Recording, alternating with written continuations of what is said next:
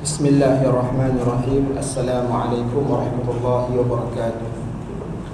Al-Fatihah. Allah taqabbal as-salat wa du'a wa ila arwahi sayyidina Rasulullah Muhammad bin Abdullah wa Ali bin Abi Thalib wa Fatimah az-Zahra wal Hasan was-Siddiq wa sa'iri ashabi Rasulullah sallallahu alaihi wasallam wa ahli al-bait wa atba'ihi wa ila ruhi sahibil kitab al-Muhammadiyah bi Tirmizi wa ila arwahi walidina wa walidikum wa amwatina wa amwatikum wa amwatil muslimin ajma'in anna Allah taghashshahum birrahmah wal maghfirah wa yaskinuhumul jannah wa yufarrijul 'alal muslimin akhtim lana wa lakum bil husna wa huwa radin 'anna fi khairi lutfi wa 'afiyatin wa ila hadratin nabi Muhammad sallallahu alaihi wasallam. Al-Fatihah. A'udzu billahi minasy syaithanir rajim. Bismillahirrahmanirrahim. Alhamdulillahi rabbil alamin. Ar-Rahmanirrahim. Maliki yaumiddin. Iyyaka na'budu wa iyyaka nasta'in. Ihdinas siratal mustaqim. Siratal ladzina an'amta 'alaihim ghairil maghdubi 'alaihim waladdallin. Selawat 10 kali. Allahumma salli ala sayyidina Muhammadin wa ala alihi wa sahbihi wa sallim. Allahumma salli ala sayyidina Muhammadin wa ala alihi wa sahbihi wa sallim. Allahumma salli ala sayyidina Muhammadin wa ala alihi wa sahbihi wa sallim. Allahumma salli ala sayyidina Muhammadin wa ala alihi wa sahbihi wa sallim. Allahumma salli ala sayyidina Muhammadin wa ala alihi wa sahbihi wa sallim. Allahumma salli ala sayyidina Muhammadin wa ala alihi wa sahbihi wa sallim. Allahumma salli ala sayyidina Muhammadin wa ala alihi wa sahbihi wa sallim. Allahumma salli ala sayyidina Muhammadin wa ala alihi wa sahbihi wa sallim. Allahumma salli ala sayyidina Muhammadin wa ala alihi wa sahbihi wa sallim. Allahumma salli ala sayyidina Muhammadin wa ala alihi wa sahbihi wa sallim.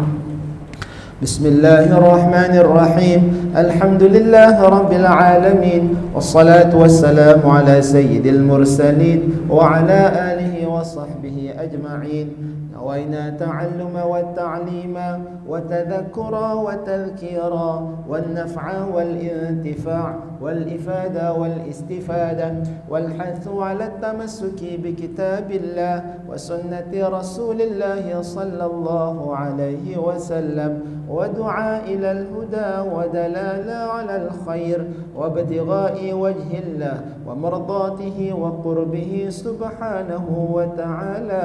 اللهم افتح علينا حكمتك وانشر علينا من خزائن رحمتك يا أرحم الراحمين. رب اشرح لي صدري ويسر لي أمري واحلل عقدة من لساني يفقه قولي والحمد لله رب العالمين. الحمد لله والصلاة والسلام على رسول الله وعلى آله وصحبه أجمعين. اللهم صل وسلم على سيدنا محمد مفتاح باب رحمة الله عدد ما في علم الله صلاة وسلاما دائمين بدوام ملك الله وعلى آله وصحبه ومن تبعه له. Tuan-tuan, puan-puan, hadirin hadirat yang dirahmati Allah, alhamdulillah, tinggi kesyukuran kepada Allah Subhanahu wa taala di atas limpah kurnia nikmat iman dan Islam dapat kita berada di rumah Allah pada pagi pada pagi Sabtu yang mulia ini. Setelah kita mendirikan salat fardu subuh secara berjamaah, memanfaatkan masa di antara subuh hingga waktu isyraq dengan perkara yang dituntut yang disebutkan dalam kitab Bidayatul Hidayah di Imam Hujjatul Islam Abu Hamid Al-Ghazali, iaitu dengan mencari ilmu, bermuzakarah, mempelajari, cari ilmu untuk kebekalan di dunia bagi menuju akhirat. InsyaAllah pada pagi ini kita sambung daripada kitab Asy-Syama'il Muhammadi. Kitab Syama'il Muhammadi. Kitab ini insyaAllah dikarangkan oleh Imam At-Tirmizi. Siapa nama Imam Tirmizi? Muhammad bin Isa. Tirmizi itu dinisbahkan kepada nama tempat di Tirmiz. Dia berkata dalam kitab Jami'ul Wasail fi Syarh Syama'il, disebutkan oleh Mula Ali bin Sultan Muhammad Al-Qari. Dia menyebut orang yang menelaah kitab Syama'il karangan Imam Tirmizi ini seolah-olah dia sedang mengamati dengan teliti selok belok sosok tubuh pribadi dan kehidupan Rasulullah sallallahu alaihi wasallam dan sedang menyaksikan keindahan yang sangat mulia pada pribadi baginda sallallahu alaihi wasallam. Insya-Allah kita masih lagi bicara ataupun masih lagi dalam huraian ringkasan sejarah Rasulullah sallallahu alaihi wasallam, iaitu pada 6 Hijrah, pada usia baginda sallallahu alaihi wasallam 58 tahun, belum habis lagi tuan.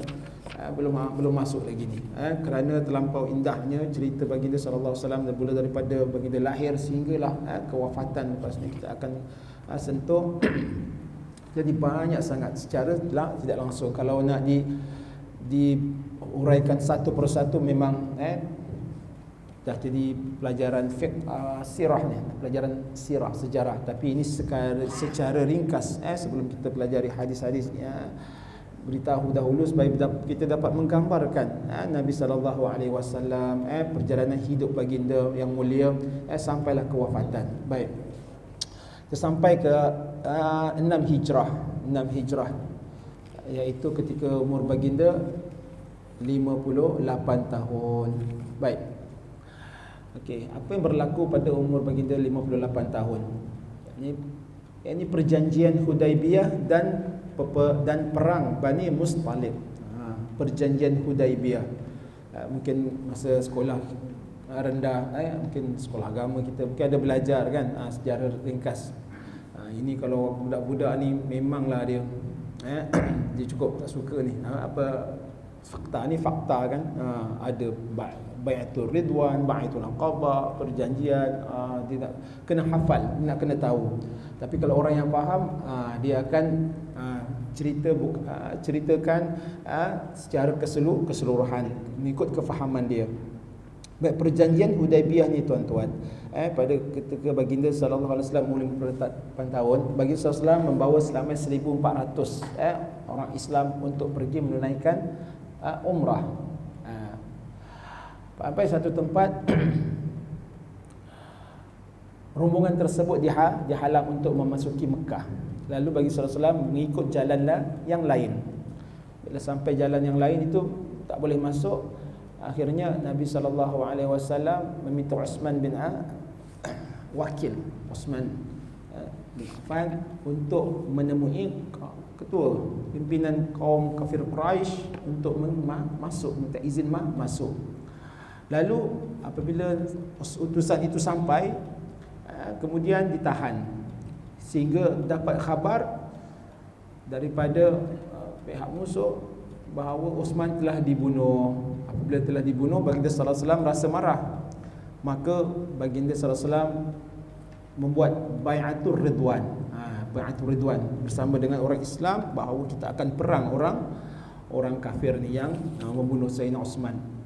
Lalu apabila orang kafir ni tahu, akhirnya mereka pun menghantar wakil memberitahu, jumpa sendiri dengan rombongan Nabi sallallahu alaihi wasallam, beritahu Sayyidina Uthman tidak dibunuh. Tetapi dekat situ mereka berbincang, mereka mengadakan satu perjanjian.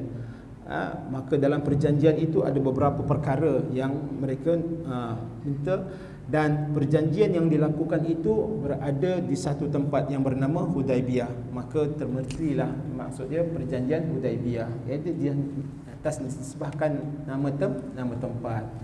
Baik, dalam perjanjian tersebut gejatan senjata selama 10 tahun. Ini fakta saja.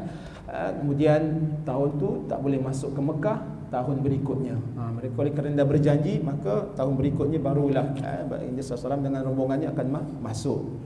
Kemudian orang Islam yang masuk ke dalam, ataupun orang-orang Islam yang masuk ke dalam kumpulan orang Quraisy ini, dia tak benarkan untuk kembali ke semula kepada orang Islam.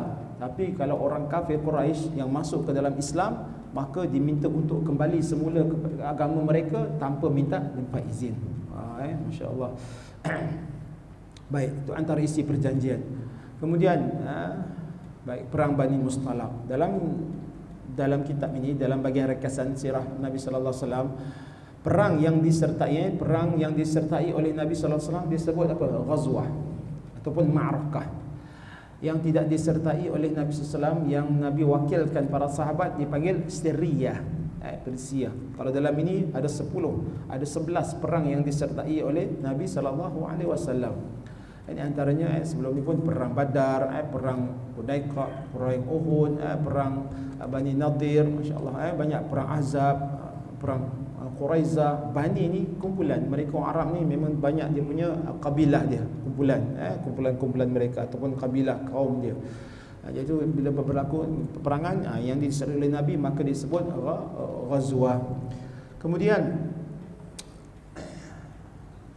pada umur 58 tahun baginda sallallahu alaihi wasallam, antara peristiwa berlaku turun perintah salat khauf, tuan-tuan, dalam surah dalam surah An-Nisa, ayat 102 tu, dalam tu kita boleh tengok bagaimana perintah mendirikan salat khauf. Salat khauf ni apa? Ini salat ketika dalam peperangan. Dalam peperangan, dalam fiqh tu dia ada kan salat khauf. Kita yang dah tak berlaku lah kan, tak ada berperang, tapi apabila berlaku peperangan, maka bagaimana nak mendirikan salat, maka itulah yang diajar oleh Allah Subhanahu wa taala kepada Nabi sallallahu alaihi wasallam. Dan tayammum, fa illam tajidu ma'a falam fatayammamu sa'idan thayyiba, dalam surah An-Nisa juga, ayat yang ke-43. Kemudian bai'atur ridwan, ini yang seperti mana saya sebutkan tadi, iaitu perjanjian Hudaybiyah. Bai'atur ridwan, Nabi dengan orang-orang Islam berjanji untuk membalas balik disebabkan mereka membunuh Sayyidina Uthman. Itu bai'atur ridwan. Yang tahun ini, tahun 6 Hijrah tu, Rasulullah sallallahu alaihi wasallam banyak mengirim sirriyah. Apa sirriyah? Pasukan yang dipimpin oleh sahabat, yang tidak disertai oleh Nabi sallallahu alaihi wasallam dalam mengetuai peperangan. Antaranya Siriyah iaitu ke Bani Sulaim, Wadi Al-Qura, Dai Al-Qisah, Bani Sa'ad dan lain-lain. Kemudian pada tahun berikutnya, tahun 7 Hijrah, ketika umur baginda 59 tahun, telah penghujung, baginda sallallahu alaihi wasallam sudah di penghujung usianya, berlaku perang Khaybar. Perang Khaybar dan umrah qada. Perang Khaybar, dalam buku Sirah Halabiyah Ibn Hisham, tuan-tuan, memang banyak ataupun Sirah Nawawi kalau kita baca, banyak peperangan. Baik, baginda menikah pada umur 59 tahun. Baginda sallallahu alaihi wasallam menikah dengan Ramlah binti Abi Sufyan, Safiyah binti Huyai dan Maimunah binti Al-Haris. Dan terjadi peristiwa baginda memakan daging yang diberi racun. Baik, saya terus. Pada tahun ke-8 Hijrah, iaitu usia baginda sallallahu alaihi wasallam 60 tahun, berlaku Fathu Makkah, yakni pembukaan kota Mekah, yang ayatnya ataupun Allah Subhanahu wa taala beritahu kita ayat ni dalam surah apa? Surah Izaja. Surah apa tuan-tuan? Surah An-Nasr kan? Izaja an-nasrullahi wal fath. Apabila telah datang pertolongan Allah kan, sampailah habis. Dalam mentafsirkan ayat ini, Sayyidina Abbas radhiyallahu anhu, Sayyidina Abbas radhiyallahu anhu sedang masih kecil lagi. Ketika Nabi SAW duduk bersama para sahabat, Sayyidina Abbas tu masih kecil lagi, masih kanak-kanak. Apabila Nabi bertanya, apa yang kamu faham daripada ayat izaja, ayat Quran izaja an-nasrullahi wal fath? Para sahabat pun mentafsirkan, apabila telah datang pertolongan Allah. Idza jaa nasrullahi wal fath wa ra'aitan nas yadkhuluna fi dinillahi afwaja. Sahabat mentafsirkan satu persatu daripada terjemahan kalimah-kalimah sampai pada Sayyidina Abbas. Wahai Sayyidina Abbas, apa yang kau tahu daripada tafsir surah An-Nasr? Maka Sayyidina Abbas beritahu, wahai Rasulullah, dengan turunnya ayat ini bermaksud umurmu dah tak panjang, dah tak lama. Terkenyang para sahabat. Jauh dia punya tafsir, dia kata. Rupanya tafsir Sayyidina Abbas ni melangkaui apa yang ditafsirkan oleh sahabat. Maka Nabi pun membenarkan. Ya, sudahlah, selepas tu tidak lama usia Nabi untuk ke penghujungnya. Subhanallah, tuan-tuan. Itu Fathul Makkah. Kemudian perang Hunain dan perang Mu'tah. Okay, ada beberapa perang yang saya akan sentuh lah, tuan-tuan, yang masyhur. Perang Hunain. Perang Hunain ni, tuan-tuan, ini Allah Subhanahu Wa Taala memberi peringatan kepada orang-orang Islam. Perang Hunain ni orang Islam ramai. Allah Subhanahu Wa Taala sebut dalam Al-Quran surah Taubah tu, kan? Walaqad nasarakumullahu fi mawatin katsiratin wa yawma Hunain id a'jabatkum kathratukum. Allah Subhanahu Wa Taala membantu tentera-tentera Islam mendapat kemenangan dalam peperangan yang banyak. Termasuk disebut sini Yaumul Hunain. Allah sebut peperangan Hunain di sini. Kenapa? Pada peperangan ini orang Islam bila merasa menang pada banyak peperangan, ujub, a'jabatkum. Dia rasa ujub. Apa ujub? Ini adalah salah satu sifat mazmumah. Ujub ni bangga, hairan dengan diri. Kita ni menang sajalah peperangan, menang saja berlawan. Maka merasakan bahawa apabila banyaknya orang Islam sentiasa beroleh kemenangan, padahal dia lupa bahawa kemenangan itu semuanya diperoleh dengan izin Allah. Maka Allah memberi peringatan, iza ajabatkum kasratukum. Ketika engkau merasakan bangga dengan banyaknya kamu menang dalam peperangan, falam tughni ankum syai'a, hingga tidak boleh dikalahkan oleh sesuatu, tetapi lupa bahawa semua itu dari segi luaran tidak membantu untuk kamu menang. Lalu Allah memberi kekalahan di dalam peperangan tersebut. Falam tughni ankum syai'a. Akhirnya dalam peperangan ini umat Islam tewas kerana merasakan diri tersebut hebat, dirasakan kumpulan ataupun pasukan tersebut hebat. Ni Allah beri peringatan. Banyak atau sedikitnya bukanlah jaminan untuk menang. Nanti disentuh peperangan Mu'tah pula, tuan-tuan. Ini secara ringkas ini disebutkan, memberi pengajaran kepada orang Islam, jangan ada sedikit rasa bangga, rasa hebat di dalam diri. Ingatlah hakikatnya semuanya adalah pertolongan daripada Allah. Semua peperangan yang disertai oleh Nabi SAW itu semua dibantu oleh tentera Allah. Itu detik saja, kan? Baik, kemudian sedikit sentuh peperangan Mu'tah. Peperangan Mu'tah ni, tuan-tuan, tentera Islam berapa? 3,000 saja. Tentera orang bukan Islam 200,000. 200,000, tuan-tuan. Berapa kali ganda tu? Ni kalau tuan-tuan tengok antara peperangan yang menarik, tuan-tuan baca sirahnya, peperangan Mu'tah. Selain daripada peperangan Badar, peperangan Uhud, yang antaranya peperangan Mu'tah. Baik, peperangan Mu'tah ni menarik, tuan-tuan, kerana pada peperangan ini Nabi mengirim 3 orang panglima untuk mengetuai peperangan tersebut. Nabi tak pergi. Tetapi Nabi, Allah Subhanahu Wa Taala memberikannya mukjizat. Di antaranya dia akan tahu apa yang akan berlaku dalam peperangan Mu'tah. Nabi dah berwasiat. Maknanya Nabi dah tahu. Dalam peperangan tersebut Nabi melantik panglima yang pertama, iaitu Zaid bin Haris, untuk mengetuai pasukan tentera. Kemudian Nabi berkata, andainya Zaid syahid, maka diganti panglima oleh Ja'far bin Abi Talib. Dan sekiranya Ja'far bin Abi Talib syahid, maka diganti dengan Rawahah, panglima yang ketiga. Tak ada dalam peperangan 3 panglima. Biasa peperangan ketua dia tu mesti satu saja, tapi ini Nabi lantik sendiri 3 panglima. Nabi tahu apa akan berlaku, dan dalam peperangan tersebut rupanya ketiga-tiganya syahid. Tapi menang tak? Ya, akhirnya peperangan tersebut dimenangi oleh orang Islam, walaupun tenteranya 3,000 saja. Kalau ikut akal 3,000 dengan 200,000, tuan-tuan, berapa kali ganda kan? 10 kali ganda. Memang kalah lah, tetapi menang. Baik, masya-Allah, menarik. Baik, Nabi dah tahu. Kemudian pergilah berperang. Berperang di mana?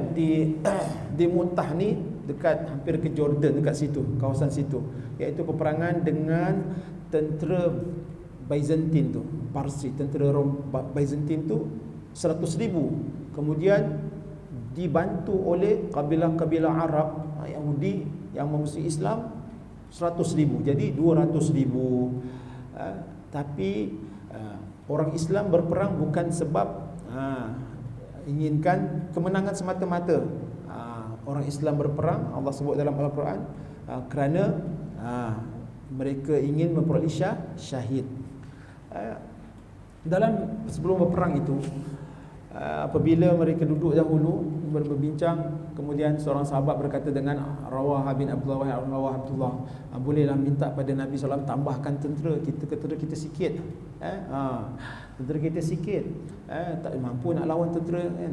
Kemudian Rawahah bin Abdullah berkata, kamu berperang ni, adakah kamu menjamin bahawa bila tentera itu ramai boleh menang? Kan kamu lupa bahawa matlamat berperang ini bukanlah menangan, tetapi memperoleh syahid di sisi Allah Subhanahu wa taala. Baik, kemudian lalu berlakulah peperangan yang hebatlah. Tapi rupa-rupanya Allah dah cerita peristiwa tersebut di dalam Al-Quran. Dalam Al-Quran, surah Al-Anfal, tuan-tuan boleh tengok nanti dalam surah Al-Anfal ayat 65 dan 66. Okey. Kerana Allah menjanjikan satu orang yang sabar daripada tentera, dia boleh mengalahkan 20 orang. Kalau 100 orang, dia boleh mengalahkan berapa? 2,000 orang. 1,000 orang. Jadi kalau 3,000, boleh mengalahkan semualah. Itu Allah janji. Iyakum minkum 'ishruna sabiru yaghlibu mi'atain. Jika kamu ada 20 orang yang sabar, boleh mengalahkan 200 orang. Satu tu 10. Masya-Allah, itu janji Allah. Kerana orang kafir ini, dia berperang, dia tidak tahu, dia tidak dia melainkan arahan. Fa innahum qaumun la yafqahun, dia tak tahu dia berperang itu sebab arahan, bukannya apa. Jadi mereka pun sebenarnya takut, walaupun lengkap dengan kelengkapan. Sedangkan tentera Islam 3,000 orang sahaja, dan dengan kelengkapan yang sedikit terbatas, tetapi boleh menang kerana Allah dah janji dalam Al-Quran. Kemudian berlakulah peperangan yang hebat. Yang pertama dipimpin oleh siapa tadi? Zaid bin Harisah, terbunuh. Zaid bin Harisah ni biasa ketua, dia akan megang bendera kan. Tentera mesti bendera itu lambang kehebatan, atau lambang tentera itu masih berlawan lagi. Kalau jatuh bendera bermaksud kalah kan, itu dalam peperangan Islam. Jadi apabila Zaid bin Harisah itu terbunuh, lalu sebelum bendera itu jatuh ke bumi, maka disambut oleh panglima yang kedua yang disebutkan oleh Nabi SAW, iaitu Ja'far bin Abi Talib. Ja'far bin Abi Talib ni, tuan-tuan, dia sepupu kepada Nabi SAW. Abi Talib itu adalah bapa saudara Nabi. Jadi Ja'far bin Abi Talib ini dia adalah sepupu. Dan Ja'far bin Abi Talib ini, tuan-tuan, digelar At-Tayran. At-Tayyar, bukan Tayyar. Tayyar, Ta Ya Alif Ra. Tayyar ni apa? Maksudnya sayap. Digelar sayap. Nabi SAW dah beritahu bahawa Ja'far bin Abi Talib ini akan dikurniakan keistimewaan. Baik, dalam peperangan tersebut, apabila Ja'far bin Abi Talib nak berperang, tuan-tuan, dia tak mahu kuda dia ni lari. Dia bangun, dia dalam sirah, dia turun daripada kuda, dia bunuh kuda dia. Dia bunuh kuda dia sebab dia tak mahu kuda dia bila tengok tentera ramai, kuda dia takut, dia patah balik. Kemudian dia terus menuju. Bila menuju tu dia sebelah pegang pedang, sebelah pegang bendera. Lalu apabila dalam peperangan lawan begitu ramai, tangan kanan bila mana memegang bendera dipancung ataupun ditetak tangan sebelah kanan putus, tapi Ja'far bin Talib sambut bendera tersebut dengan sebelah tangan kiri pula. Kemudian berperang lagi ni, masih mempertahankan bendera.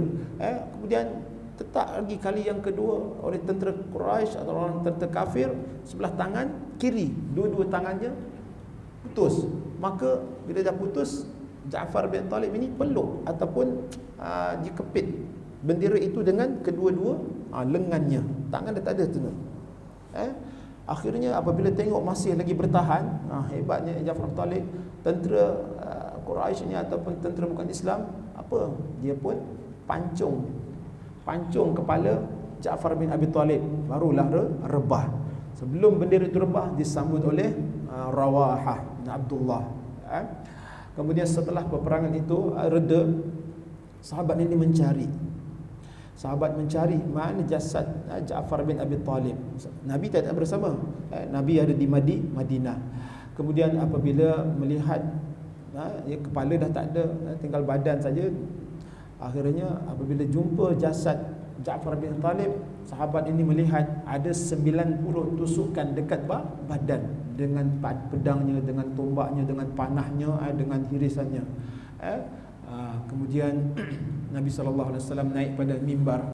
Waktu itu setelah berlaku, akhirnya Nabi SAW menceritakan naik kepada mimbar. Kemudian Nabi dalam keadaan sedih, dalam keadaan sedih memberitahu bahawa 3 panglima yang diutuskan oleh Nabi semuanya syahid. Itu antara mukjizat Nabi SAW, dia mengetahui apa yang akan berlaku yang diberitahu oleh Allah Subhanahu Wa Taala. Syahid. Lalu Nabi SAW menyebut bahawa Ja'far bin Talib ini dianugerahkan oleh Allah 2 sayap bagi menggantikan tangannya yang terputus itu di syurga. Maka disebutlah Ja'far bin Abi Talib At-Tayyar. At-Tayyar ni 2 sayap, menggantikan tangannya. Itu di antara kisah dalam peperangan Mu'tah ni, tuan-tuan. Baik, akhirnya panglima ketiga pun syahid.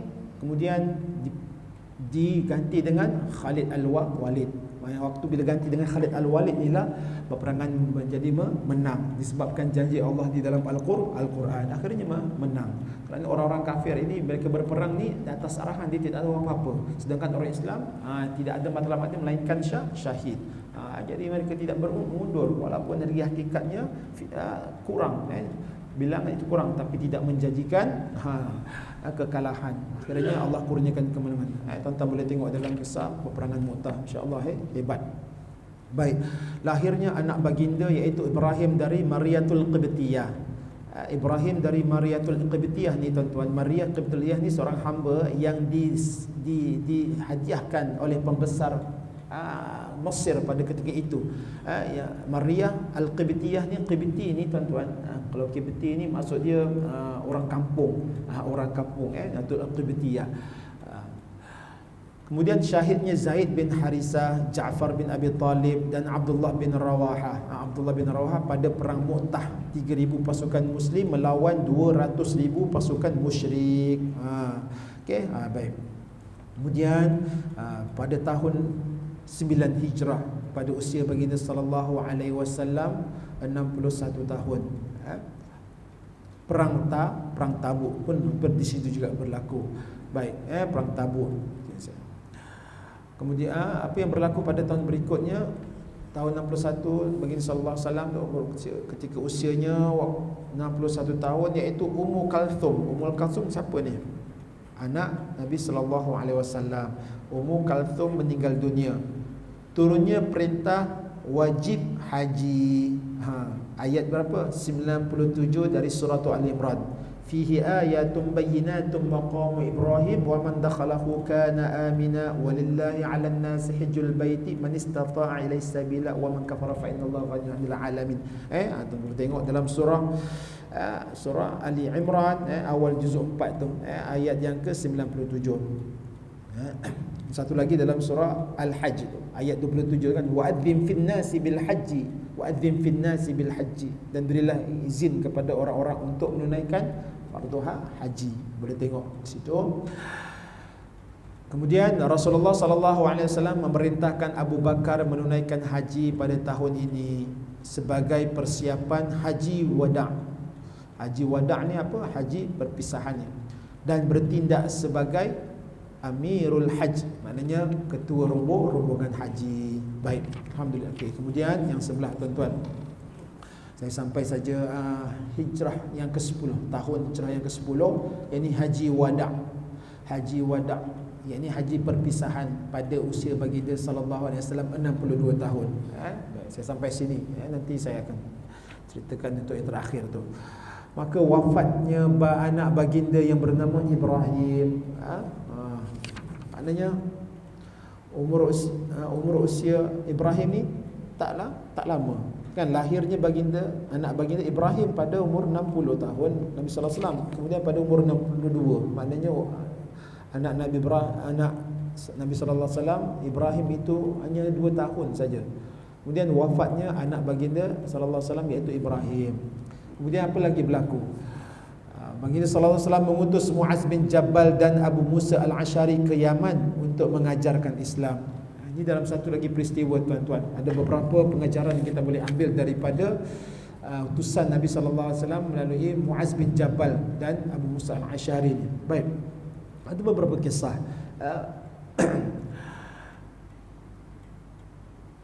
Pada setiap solat diceritakan, pada setiap solat selesai Nabi mengimamkan solat, kemudian Nabi bertemu dengan Muaz bin Jabal. Nabi berkata, wahai Muaz bin Jabal, aku mencintaimu. Nabi memberitahu pada Muaz bahawa Nabi mencintaimu, Muaz bin Jabal. Dan aku berpesan, berwasiat kepadamu setiap kali lepas solat, jangan kau tinggalkan doa ini. Jangan kau tinggalkan doa ini. Yang kita selalu baca tuan-tuan, doa setiap kali dalam solat atau selepas solat, waktu zikir atau waktu doa. Apa doa dia? Tuan-tuan pun tahu awasnya. Allahumma a'inna ala zikrika wa syukrika wa husni ibadati. Itu adalah doa yang diajar oleh Nabi, wasiat Nabi kepada kepada siapa tadi? Muaz bin Jabal. Lalu ceritakan, sehinggalah kita kepada hari ini. Allahumma a'inna, jangan tinggalkan tuan-tuan. Kalau kita sembahyang pun kan, waktu zikir atau waktu kita doa tu, kita baca Allahumma a'inna, ya Allah bantulah kami, ala zikrika, untuk mengingatimu, yakni untuk mendirikan salat. Memang kita tidak mampu tuan-tuan. Kita mampu dirikan solat ni semuanya dengan keizinan Allah. Hatta untuk mengelipkan kelopak matamu semua dengan izin Allah Subhanahu wa taala. Lalu kita merasa sebagai seorang hamba yang penuh kelemahan, mohon kepada Allah untuk bantu. Bukan bila badan kita sehat, badan kita bertenaga, kuat atau sadu, maka kita rasa kita boleh beribadah. Tidak, melainkan dengan keizinan Allah. Itu Nabi ajar kepada Muaz, baca doa ni setiap kali selepas salat, Allahumma a'inna ala zikrika. Tuan-tuan ikut, Allahumma a'inna ala zikrika wa syukrika wa husni ibadatika. Tiga isi dalam tu. Yang pertama, mohon Allah Subhanahu wa taala bantu untuk mendirikan ibadah. Zikrika ni zikir mengingatimu, sama ada sembahyang, sama buat ibadah lain. Yang pertama. Wa syukrika, dan bersyukur kepada Engkau di atas segala pemberian nikmat yang Allah kurniakan kepada kita yang kita tidak mampu hitung. Wa husni ibadati, dan untuk memperelokkan ibadah kita. Itu doa yang diwasiatkan oleh Nabi sallallahu alaihi wasallam kepada Muaz bin Jabal. Kemudian di antara kisah lagi, iaitu Muaz bin Jabal ini, Nabi memberitahu kepada beliau bahawa baginda akan utuskan Muaz bin Jabal ke Yaman untuk menyebarkan ajaran Islam. Tetapi sebelum Nabi memberitahu, Nabi dah beritahu dahulu bahawa mungkin selepas ini kita akan tidak bertemu lagi. Dan apabila kamu kembali besok ke Madinah, kamu akan melihat masjid dan makamku. Sayyidina Muaz bin Jabal berasa sedih. Itu antara mukjizat Nabi. Nabi tahu apa akan berlaku pada tahun selepasnya itu. Lalu memang diutuskan Muaz bin Jabal. Kemudian Nabi SAW dia nak mengutuskan Muaz bin Jabal ini. Nabi uji dulu Muaz bin Jabal layak tak untuk pergi berdakwah ataupun pergi untuk menyampaikan dakwah di negara Yaman. Lalu Nabi bertanya, wahai Muaz bin Jabal, bagaimana kamu dalam melaksanakan hukum untuk menghukum sesuatu perkara yang berlaku, apa yang kamu akan lakukan? Maka Muaz bin Jabal berkata, wahai Rasulullah, aku akan menghukum berpandukan yang pertama kitabullah, yakni Al-Quran. Lalu Nabi bertanya, kalau kitabullah tidak ada, maka aku akan berhukum yang kedua dengan apa? Dengan sunnah Nabi SAW. Kalau tak ada juga, maka aku akan berhukum dengan ijtihad. Itu antara dasar bagi orang Islam. Panduan dia memang kalau dalam fiqh itu yang pertama Al-Quran dan hadis. Hadis tu sunnah Nabi SAW. Kemudian ada satu ijtihad, ijma' para ulama berdasarkan ijtihad untuk menentukan hukum. Maka apabila Sayyidina Muaz bin Jabal beritahu jawapan, maka disenangi oleh Nabi SAW. Lalu begitulah kemampuan untuk seorang pemimpin apabila nak menghukum, maka apa dasar yang sumber dia nak rujuk. Bukan hukum akal semata-mata, mesti ada panduan, iaitu Al-Quran dan sunnah Nabi SAW. Barulah dakwah itu akan menjadi belia ataupun berkembang dengan penerimaan masyarakat. Itu pun ditentang juga oleh orang-orang yang tidak beriman. Baik. Kemudian apabila Sayyidina Muaz bin Jabal kembali semula ke Madinah, maka apa yang disebutkan oleh Nabi adalah benar, bahawa dah tidak ada lagi jasad Nabi, melainkan masjid dan makam baginda sallallahu alaihi wasallam. Itu antara mukjizat Nabi sallallahu alaihi wasallam. Nabi diberitahu oleh Allah apa yang akan berlaku, dan Nabi pun boleh merasakan bahawa umur baginda tidak lama lagi. Baik. Kemudian untuk mengajarkan Islam di bumi Yaman sana tuan-tuan. Kemudian Musailamatul Kazzab. Musailamah nama orang, Al-Kazzab tu gelaran, iaitu dusta. Yang ini ada seorang yang bernama Musailamah mengaku nabi kan, mengaku nabi. Seolah-olah nabi dah usia penghujungnya, lalu orang ini dia mengaku aku adalah nabi. Tapi kisah Musailamah ni menarik juga tuan-tuan. Dia beritahu orang dia nabi, tapi dia berbohong. Jadi yalah, waktu itu orang pun betul kau nabi wahai Musailamah. Maka dia aku adalah nabi. Setelah Nabi Muhammad aku adalah nabi. Lalu orang pun dia uji dia, wahai Musailamah, kalau kau mengaku kau nabi, ni ada air perigi ni kosong ni, maka engkau cuba mohon pada Allah supaya air perigi ni daripada dia cetek, dia naik tinggi kak. Maka Musailamah ni menunjukkan dia masih mengaku dia nabi, bohong dia. Lalu dia memohon dengan izin Allah, bukan air perigi itu naik, tapi kering terus. Okay. Kemudian peristiwa yang kedua, Musailamah ni ada seorang bawa seorang buta. Dia sebelah buta, sebelah celik. Wahai Musailamah, kau mengaku kau nabi, kau mohonlah kepada Allah supaya kedua-dua mataku ni sembuh daripada buta, aku dapat melihat. Musailamah dengan bangganya aku jadi aku nabi. Dia pun mohon kepada Allah. Allah juga dia mohon. Minta kononnya nak tunjukkan dia ni ada mukjizat. Ada dia mohon kepada Allah untuk disembulihkan mata yang sebelah ni. Dia pun usap mata, usap muka pemuda tersebut. Lalu bila diusap, bukannya celik yang sebelah, dua-dua jadi buta. Jadi apabila kisah tersebut sampai kepada kaumnya dekat situ, maka mereka berkata, Musailamah ni bukannya nabi, dia ni pembohong kan, bohong. Jadi kekallah namanya Musailamatul Kazzab, pembohong. Ni tuan-tuan, walaupun dia Allah beri juga doanya, tapi dalam yang sebaliknya kan, yang sebaliknya. Ini dipanggil juga apa? Dipanggil ihanah.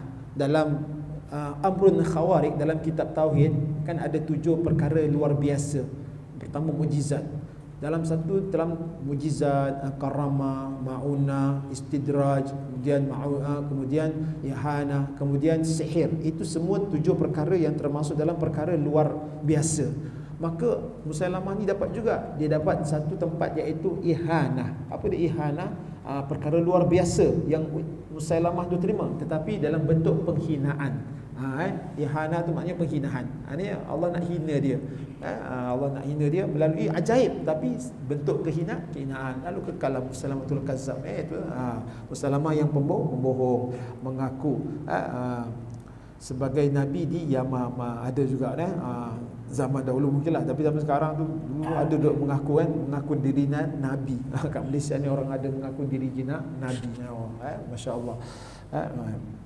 Baik tuan-tuan, alhamdulillah sampai dekat hijrah yang tahun yang ke-10 pada usia Nabi sallallahu alaihi wasallam 62 tahun. Insya-Allah nanti pada minggu depan saya akan detailkan tentang sedikit kisah kewafatan Rasulullah sallallahu alaihi wasallam. Jadi hari ini sampai sini dahulu sebab kisah kewafatan menarik sebenarnya.